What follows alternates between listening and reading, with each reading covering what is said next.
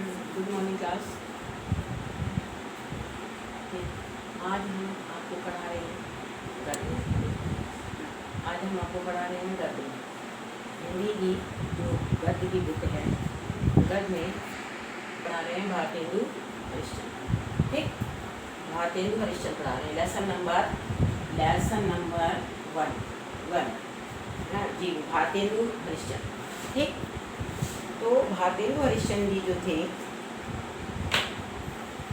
भारतेंदु हरिश्चंद्र जी जो थे, उनका गद्य लेखकों में और गद्य लेखकों में उनका एक प्रमुख स्थान है। तो भारतेंदु हरिश्चंद्र जी यथार्थ में भारतेंदु इंदु भारतेंदु भारत प्लस इंदु, तो कहते हैं भारतेंदु हरिश्चंद्र जी जो यथार्थ में मतलब वास्तविक में हिंदी साहित्य गगन के वे इंदु कहलाते हैं। उनके साहित्य में राष्ट्रीय चेतना का एक शंखनाद है। भाषा की सहजता, उनकी सादगी और उनकी जिंदादिली इस साहित्य की प्रमुख विशेषता है। क्या? उनकी भाषा की सहजता, सादगी और जिंदादिली उनके साहित्य की विशेषता है। कबीर की सी निर्भीकता और सूर की सी उनमें भी भावुकता है। गद्य साहित्य के माध्यम से इन्होंने समाज सुधार करना, देशभक्ति तथा संस्कृति के प्रति इन्होंने प्रेम जागृत किया है। आधुनिक काल के प्रारंभिक समय को उनके नाम पर भारतेंदु युग के नाम से जाना जाता है। ठीक है, भारतेंदु युग मतलब भारतेंदु हरिश्चंद्र जो थे, तो उनके आधुनिक काल के प्रारंभिक समय को उनके नाम पर, उनके भारतेंदु युग के नाम से जाना जाता है। तो स्टार्टिंग में जैसे लिखा जाता है, लिखते हैं जीवन परिचय से जो पहले लिखा जाता है, तो आप क्या लिखेंगे? भारतेंदु हरिश्चंद्र जी जो हैं यथार्थ में मतलब वास्तविक रूप से वे हिंदी साहित्य गगन के इंदु हैं। उनके साहित्य में राष्ट्रीय चेतना का शंखनाद है। भाषा की सहजता, सादगी और उनकी जिंदादिली उनके साहित्य की विशेषता है। कबीर की सी निर्भीकता और सूर की सी उसमें भावुकता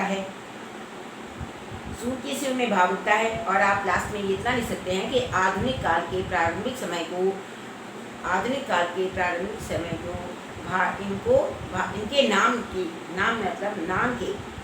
इनके नाम पर ही भारतेंदु युग के नाम से जाना जाता है। ठीक, तो जीवन परिचय में जैसे कहते हैं ना, कोई भी व्यक्ति होता है तो स्टार्टिंग में क्या होता है कि जब यदि किसी बच्चे ने बड़ा होना है, आगे चल करके कुछ बड़ा आदमी बनना है, तो कहते हैं उसके लक्षण जो है प्रारंभ से ही दिखाई देने लग जाते हैं कि ये बच्चा आगे चल करके कोई बहुत बड़ा आदमी बनेगा, बहुत बड़ा कोई कुछ बनेगा। तो कहते हैं कि होनहार बिरवान के होत चीखने पार कहावत को चरितार्थ करने वाले भारतेंदु हरिश्चंद्र जी का जन्म काशी में के एक विख्यात परिवार में सन 1850 ईस्वी को हुआ था। इनका जन्म हुआ था 1850 ईस्वी। तो सबसे पहले यहाँ पर लिखते हैं जन्म लिखेंगे 1850 ईस्वी को हुआ था। 1850 ईस्वी को इनका जन्म हुआ था और 35 वर्ष की आयु में ही 1885 ईस्वी को इनकी हो गई थी मृत्यु।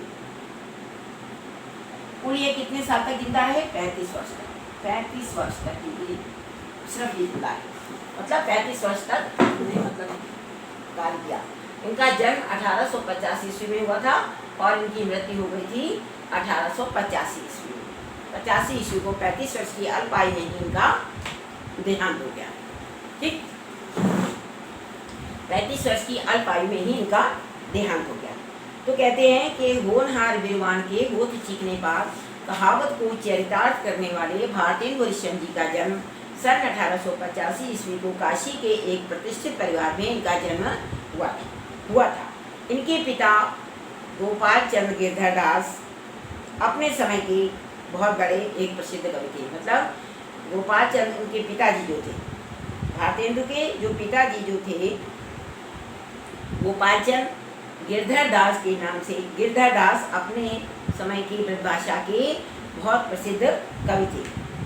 5 वर्ष की अवस्था में माता पार्वती देवी, मतलब इनकी माता का नाम था, भारतेंदु हरिश्चंद्र जी की माता का नाम था पार्वती देवी और पिताजी का नाम था गोपाल चंद्र। तो जब ये 5 वर्ष की अवस्था में थे तो इनकी माता जो थी पार्वती जी, उनका देहांत हो गया। और ये जब 10 वर्ष के हुए तो इनके पिताजी का भी देहांत हो गया। मतलब 5 वर्ष की अवस्था में माँ का हुआ और 10 वर्ष की अवस्था में इनके पिताजी का देहांत हो गया। ठीक है, इनके पिताजी का देहांत हो गया। मतलब परम साहसी भारतेंदु हरिश्चंद्र अपने स्वाध्याय से उन्होंने अनेक भाषाओं का अध्ययन किया। स्वाध्याय क्या होता है? स्वाध्याय मीन्स क्या होता है? स्वाध्याय मतलब अपने आप से पढ़ना, अपने आप से ही पुस्तकों का अध्ययन करना, अपने आप से अध्ययन करना। तो मतलब माता पिता का देहांत हो गया तो मतलब ये परिश्रमी तो थे ही, तो इन्होंने क्या किया, अपने स्वाध्याय से मतलब अपने बलबूते पढ़ा, अपने आप ही इन्होंने अध्ययन किया। अनेक भाषाओं का इन्होंने अध्ययन किया और इस साहित्य की उन्होंने तन और मन से सेवा की, तन मन से सेवा करते रहे। और क्रूर काल के मतलब और क्या हुआ कि 35 वर्ष की आयु में, इस अल्प आयु में ही इनका 1885 ईस्वी में इनका देहांत हो गया, मतलब देहांत हो गया।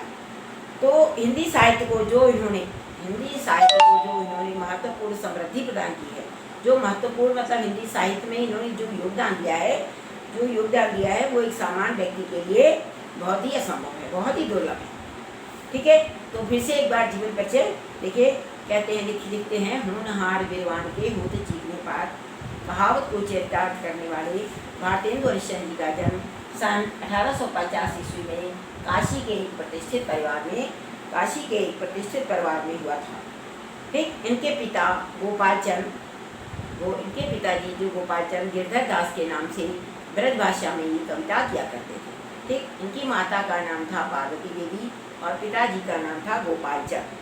तो 5 वर्ष की अवस्था में माता पार्वती देवी का देहांत हो गया और 10 वर्ष की अवस्था में इनके पिताजी का भी देहांत हो गया। ये मतलब बचपन में ही अपने माता पिता के सुख से वंचित हो गए। अब इन्होंने अपने स्वाध्याय से अनेक भाषाओं का अध्ययन किया, और इन्होंने भाषाओं का अध्ययन किया और तन और मन से इन्होंने देश की सेवा की। मतलब तन मन से देश की इन्होंने बहुत सेवा की। और उसके बाद में इनका जो व्यक्तित्व जो था अत्यंत ही प्रभावशाली था। लेकिन काल के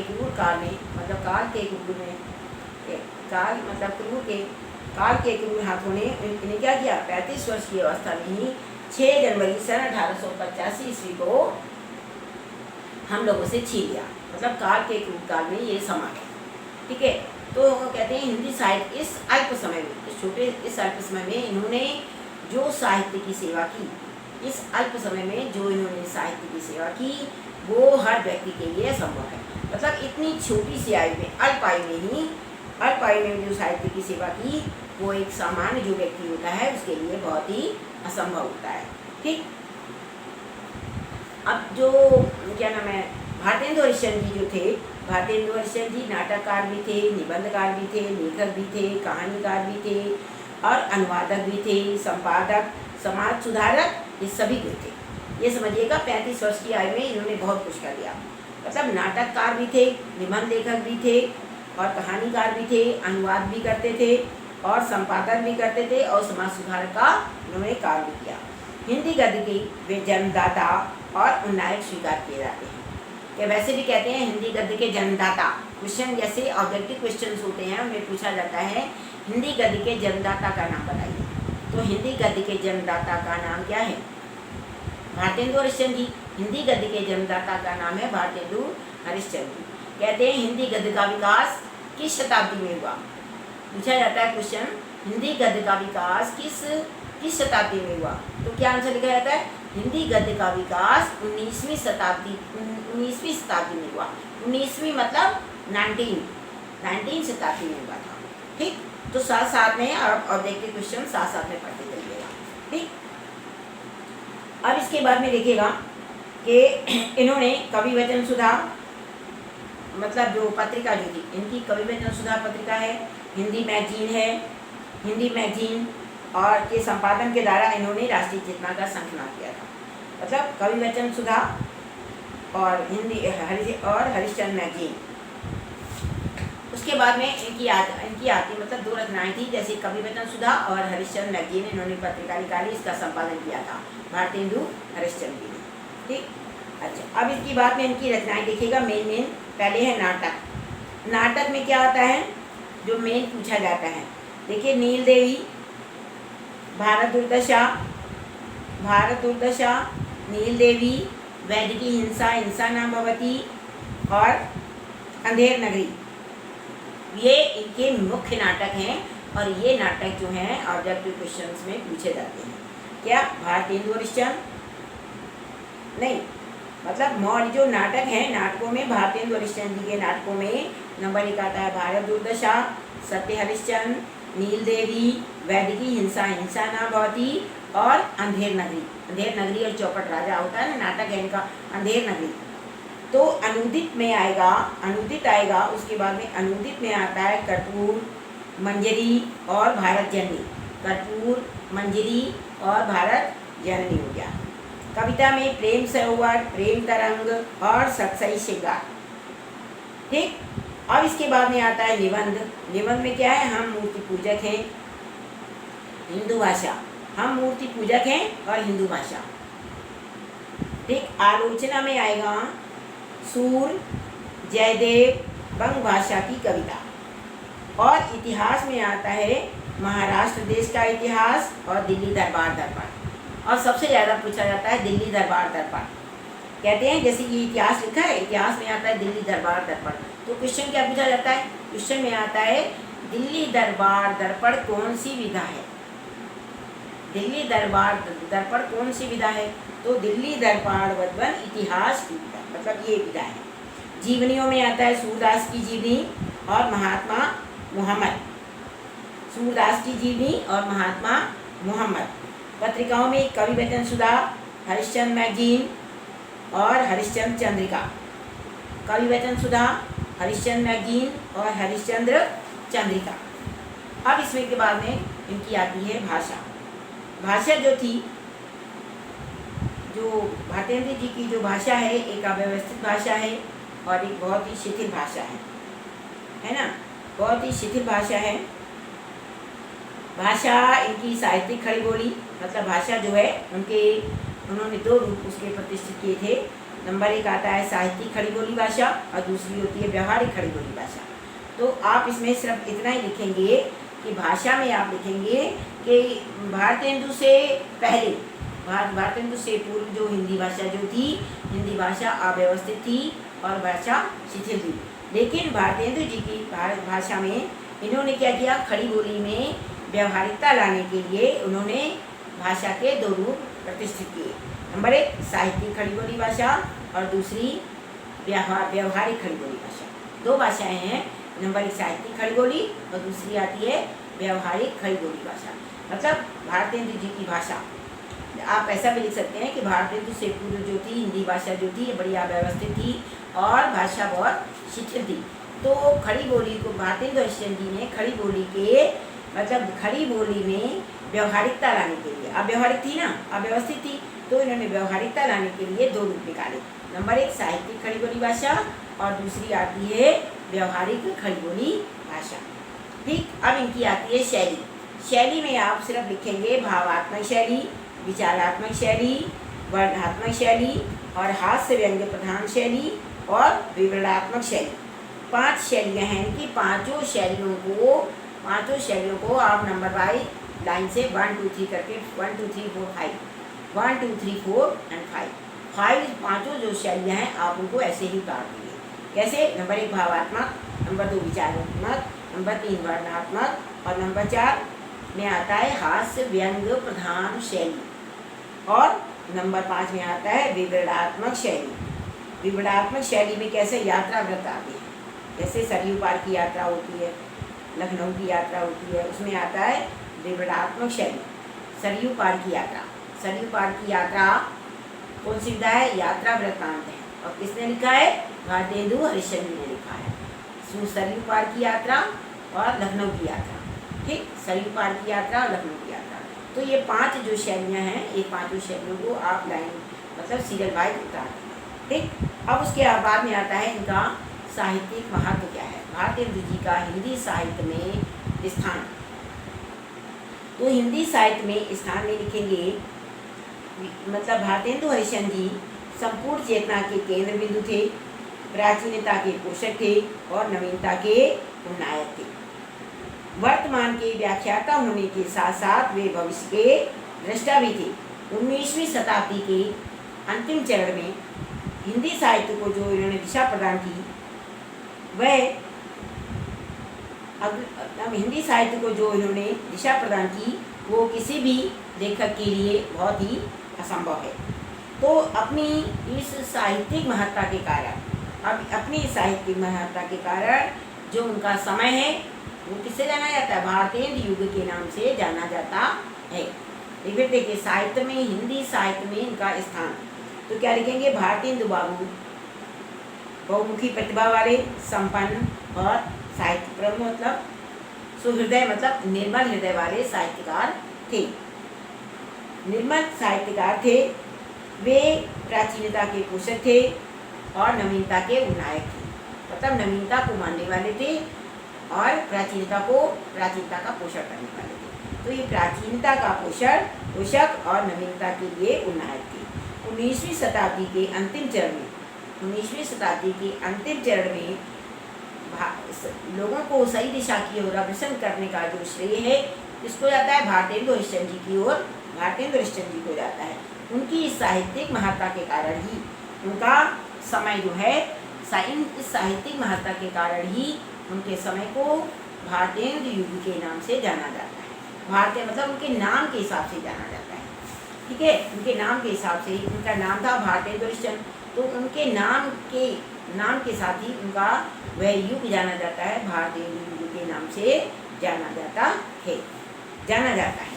अब इसमें तो देखिए, सबसे पहले आप लेसन नंबर 1 भारतेंदु हरिश्चंद्र डालेंगे।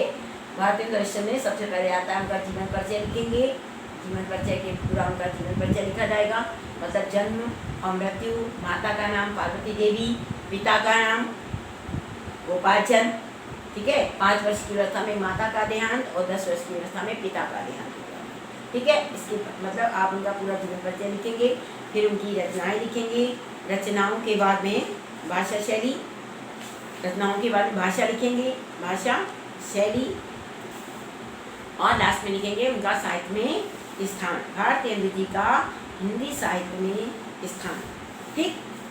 अब देखिए, इसमें लिखा है भारतवर्षोन्नति कैसे हो सकती है, मतलब उन्होंने लेसन लिखा है, मतलब लेसन का जो शीर्षक है भारतवर्षोन्नति, मतलब भारतवर्ष की उन्नति, भारतवर्ष प्लस उन्नति, तो भारतवर्ष की उन्नति कैसे हो सकती है वो बताते हैं। भारतवर्ष की उन्नति कैसे हो सकती है, देखिए, कहते हैं आज बड़े आनंद का दिन है, छोटे से आज बड़े आनंद का दिन है कि छोटे से नगर बलिया में हम इतने मनुष्यों को एक बड़े उत्साह से एक स्थान पर देखते हैं। इस अभागे आलसी देश में जो कुछ हो जाए वही बहुत है। कहते हैं आज बड़े आनंद का दिन, ठीक है ना, तो जो कुछ हो जाए वही बहुत है। हमारे हिंदुस्तानी लोग तो रेल की गाड़ी है, यद्यपि फर्स्ट क्लास, सेकंड क्लास आदि गाड़ियाँ बहुत अच्छी और बड़ी आरामदायक इस ट्रेन में लगी हैं, पर बिना इंजन के ये सब चल नहीं सकती। वैसे ही हिंदुस्तानी लोगों को कोई चलाने वाला हो तो ये क्या नहीं कर सकते। इसमें इतना कह दीजिए कि काज चुप साधी रहे बलवाना, फिर देखिए हनुमान जी को अपना बल कैसे याद आता है। सो बल कौन याद दिलाएगा, या हिंदुस्तानी राजे महाराजे, नवाब, रईस या हाकिम याद दिलाएं। राजे महाराजाओं को अपनी पूजा भोजन झूठी गपशप से छुट्टी ही कहाँ। हाकिमों को कुछ तो सरकारी काम घेरे रहता है, कुछ घुड़दौड़ थिएटर में उनका समय बीत जाता है। यदि कुछ समय बचा भी तो उनको क्या गरज है कि हम गरीब गंदे काले आदमियों से मिलकर अपना अमूल्य समय खोवें। काले आदमी को भारत के लोगों को काले आदमियों के नाम से पुकारा जाता था। बस यही क्या है, तुम्हें गैरों से कब फुर्सत, हम अपने गम से कब खाली। चलो बस हो चुका मिलना, ना हम खाली और ना तुम खाली। तो देखिए इसमें लिखा हुआ है कि आज बड़े आनंद का दिन है। तो इस अभागे हमारे नगर बलिया में मनुष्यों को बड़े उत्साह से एक स्थान पर हम लोग आज देख रहे हैं। इस अभागे आलसी देश में तो कहते हैं कि इसमें ये बताया गया है प्रसंग में कि भारतेंदु जी ने इस गद्यांश में भारतीयों के आलस्य की चर्चा की है कि भारत हमारा देश जो है कितना आलसी है, हमारा भारत देश कितना आलसी देश है। इसका मूल कारण क्या है?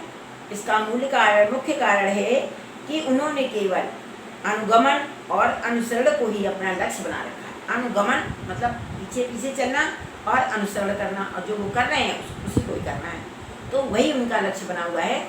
इसलिए हमारा भारत देश कैसा है? आलसी देश है। तो भारतेंदु जी कहते हैं कि ये भारत का एक महान दुर्भाग्य है। भारत का एक महान दुर्भाग्य है कि यहाँ के निवासी जो है अत्यंत ही आलसी है। यहाँ के निवासी जो हैं अत्यंत आलसी हैं। इस आलसी स्वभाव के कारण ही वे अपनी उन्नति भी नहीं कर पा रहे हैं, है ना, अपनी उन्नति भी नहीं कर पा रहे हैं। तो कहते हैं इस अभागे आलसी देश में जो कुछ हो जाए वही बहुत है। मतलब भारतेंदु हरिश्चंद्र जी कहते हैं कि इस अभागे जो आलसी देश है इसका मुख्य उन्नति मतलब यहाँ के व्यक्ति जो हैं आलसी हैं। क्यों आलसी हैं? क्योंकि हम आलस्य मतलब स्वभाव आलसी है, तो आलसी स्वभाव के कारण ही हम उन्नत नहीं कर पा रहे हैं। और हमारे पिछड़ेपन का सबसे बड़ा कारण है आलसी होना जो है सबसे बड़ा कारण है।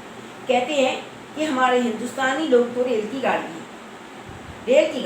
कहते हैं। हमारे हिंदुस्तानी मतलब भारतीय जी कहते हैं कि हमारे हिंदुस्तानी तो रेल की गाड़ी है। रेल की गाड़ी कैसे?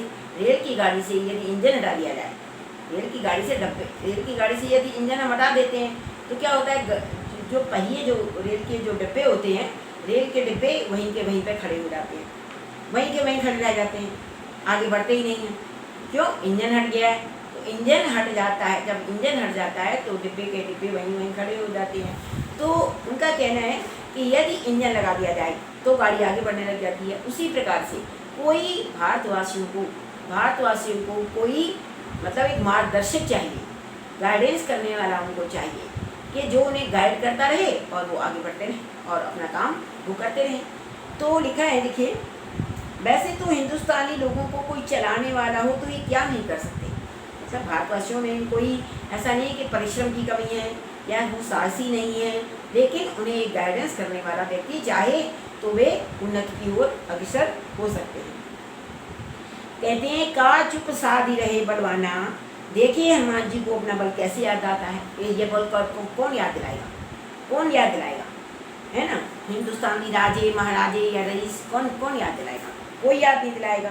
तो कहते हैं कि जिस प्रकार से रेलगाड़ी में अच्छे से अच्छे मूल्यवान डिब्बे लगे होते हैं और डिब्बे लगे होते हैं, लेकिन वो कहते हैं इंजन के अभाव में वे एक स्थान पर खड़े रहते हैं, इंजन के अभाव में खड़े रहते हैं।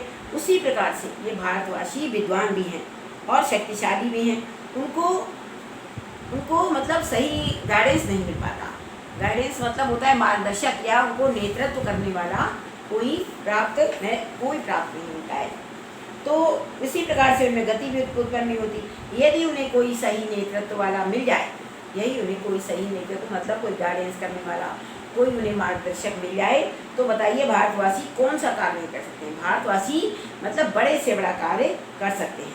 भारतवासियों को इस बात की आवश्यकता है कि उनके बल और पौरुष को, जैसे कहते हैं का चुप साधी रहे बलवाना, तो हनुमान जी को उनका बल कौन याद दिलाए?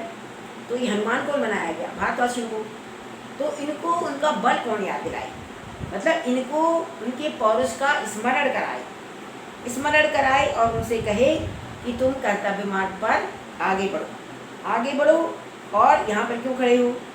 और उसके बाद में क्या होता है, जब उन्हें शक्ति का मतलब समस्या तो किस बात की है, समस्या किस बात की है, सही नेतृत्व की है। इसलिए भारतवासियों को ऐसे नेता की आवश्यकता है जो उनका मतलब बल और उनके पौरुष का स्मरण करा करके उन्हें कर्तव्य मार्ग की ओर अग्रसर करें। देखिए लिखा है, हमारे हिंदुस्तानी लोग तो रेल की गाड़ी हैं। ये जो है ना लिखा हुआ है, ये सूत्रियों में या वैसे पूछ दिया जाता है कि हमारे हिंदुस्तानी लोग तो रेल की गाड़ी है। क्या समझ में आया, हमारे हिंदुस्तानी तो रेल की गाड़ी के समान है। इस प्रकार से रेल की गाड़ी के जो इंजन होते हैं, रेल की गाड़ी के जो डब्बे होते हैं वो एक स्थान पर खड़े रहते हैं, चाहे वो कितने ही अच्छे डब्बे क्यों ना, मूल्यवान डिब्बे क्यों ना हो, लेकिन जब इंजन हटा दिया जाता है तो खड़े हो जाते हैं। तो मतलब क्या है, यदि इंजन हट गया, इंजन मतलब यदि उनको कोई सही नेतृत्व वाला, गाइडेंस करने वाला कोई नहीं मिलेगा तो खड़े रह जाते हैं, क्योंकि भारतवासी आलसी हैं। जब तक उनको कोई गाइडेंस नहीं करेगा तब तक वो बाकायदा खड़े रहते हैं। तो कहते हैं उनके बल और पौरुष का स्मरण कौन दिलाएगा, कौन दिलाएगा। तो कहते हैं यदि उनको कोई ऐसा सही नेतृत्व दिलाने वाला मिल जाए तो भारतवासी कौन सा बड़ा है, कौन सा ऐसा काम है जो वो नहीं कर सकते हैं। तो मतलब कहने का, तो इस समय उनके बल और पौरुष का स्मरण कौन कराए। तो इस समय भारतवासियों को सही नेतृत्व करने की आवश्यकता है, क्योंकि भारतवासी जो है कौन कहलाते हैं, आलसी कहलाते हैं, अकर्मण्य कहलाते हैं, जो काम करना ही नहीं जानते, जो कहते हैं आराम करो। इसीलिए हमारा भारत देश जो है दिन पर दिन पिछड़ता चला जा रहा है। मतलब हमारा भारत देश दिन पर दिन अवनति के गर्त में चला जा रहा है, अवनति के गड्ढे में जा रहा है। तो जब तक उन्हें कोई सही नेतृत्व वाला मिल जाएगा तो भारतवासी अपने कर्तव्य मार्ग की ओर अग्रसर हो जाएंगे। कोई मतलब ऐसा सही नेतृत्व वाला मिल जाए जो उन्हें कर्तव्य मार्ग की ओर अग्रसर कर दे। तो कहा जाता है कि भारतवासी जो हैं बहुत ही आलसी और अकर्मण्य कहलाए जाते हैं।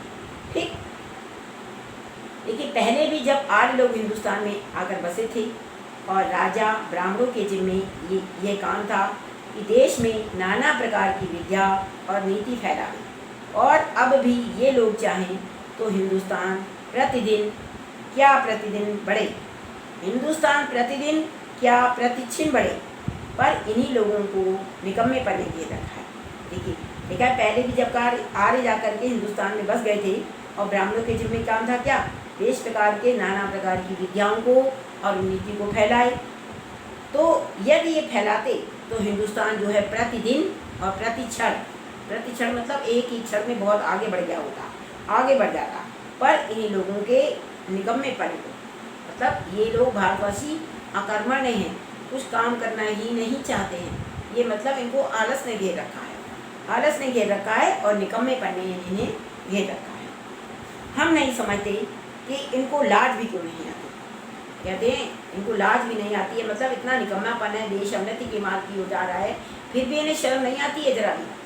क्या कि उस समय में जबकि इनके पुरुषों के पास कोई भी सामान नहीं था, जंगलों में पत्ते और मिट्टी की कुटियों में बैठ करके बांस की नलियों से जो ताराग्रह आदि वेद करके उनकी गति लिखी गई है वह ऐसी ठीक है कि 16 लाख रुपए के लागत की विलायत में जो दूरबीन बनी है उनसे उन ग्रहों को भेद करने में भी वही गति ठीक आती है। जब आज इस काल में हम लोगों को अंग्रेजी विद्या के और जनता की उन्नति से लाखों पुस्तकें और हजारों यंत्र तैयार हैं, तब हम लोग निरी चुंगी के कटवार फेंकने की गाड़ी बन रहे हैं, है ना। कहते हैं निरी चुंगी के कटवार फेंकने की हम गाड़ी बन रहे हैं। ऐसा ये समय ऐसा है कि उन्नति की मानो घुड़दौड़ हो रही है। अमेरिकन, अंग्रेज, फ्रांसीस और तुर्की सब सरपट मिट्टी खोते हैं। इनके औरों को दीजिए, मतलब कहते हैं सबके जी में क्या आता है कि पहले पाला हम ही छू लें कि मतलब हम सबसे पहले आगे बढ़ जाएं। सब देशों में यही होड़ लगी हुई है कि हम पहले आगे बढ़ जाएं। लेकिन उस समय हिंदू काठिया वाली खाली बड़े टप से मिट्टी खोदते हैं, औरों को जाने दीजिए, जापानी टट्टुओं को हाँफते हुए दौड़ते हुए देख करके इन्हें लाज भी नहीं आती। यह समय ऐसा है कि जो पीछे रह जाएगा वह करोड़ों उपाय करके भी आगे नहीं बढ़ पाएगा। इस लूप में, इस बरसात में भी जिसके सिर पर कमबख्ती का छाता और आंखों में मूर्खता की पट्टी बंधी रहे, उन पर ईश्वर का कोप ही समझना चाहिए। उन पर ईश्वर का कहते हैं कोप ही समझना चाहिए।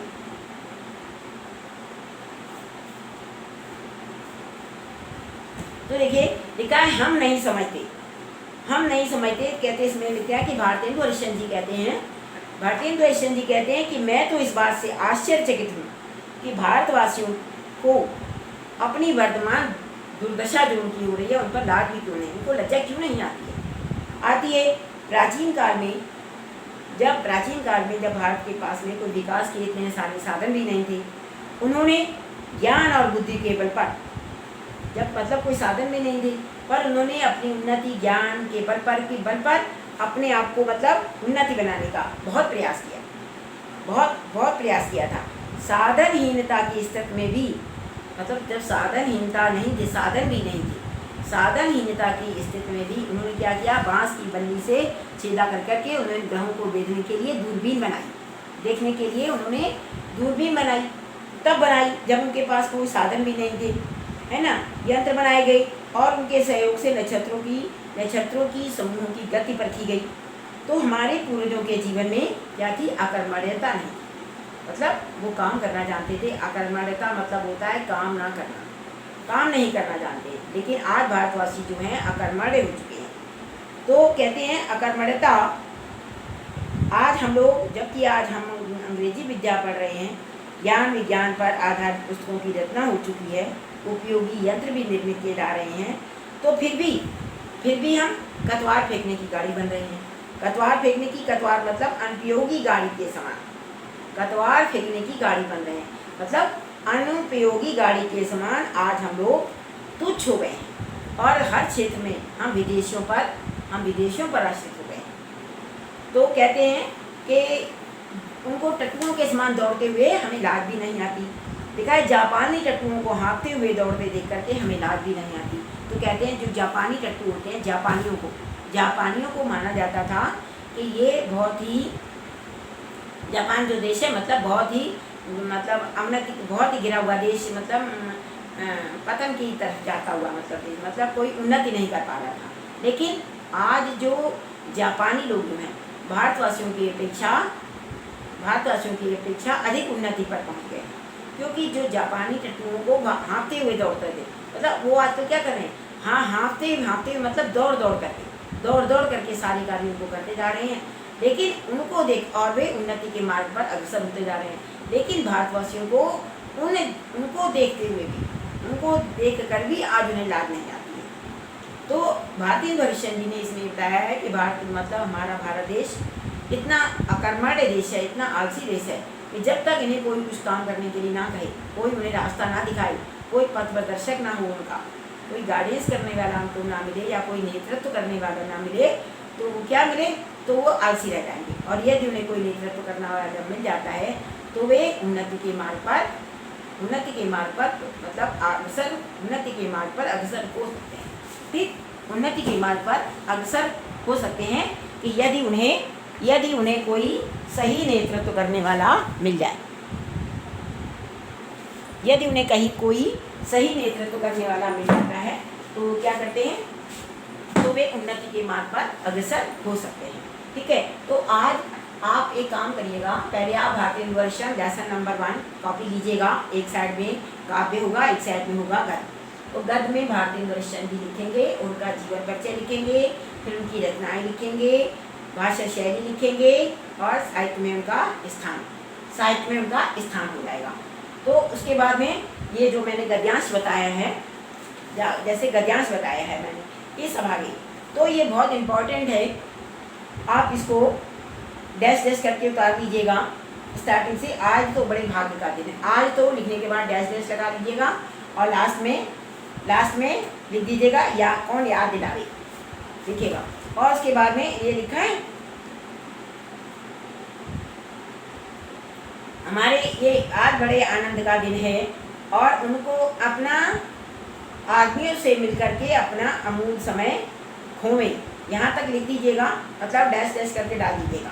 और उसके बाद में इसका पहले हम लोग लिखेंगे, इसका संदर्भ लिखेंगे।